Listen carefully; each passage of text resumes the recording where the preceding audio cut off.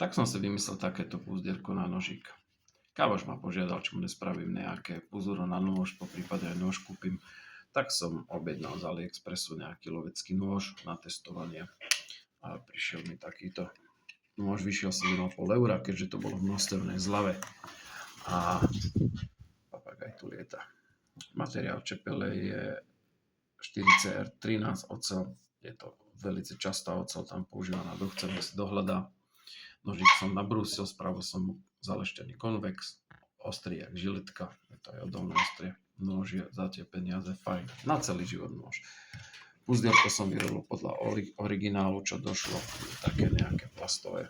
Takto som rozrezal, obkreslil, vyrezal, zošil, nafarbil, nakremoval a je to hotové. Takže za mňa veľká radosť. Som s tým veľmi spokojný. Baví ma to.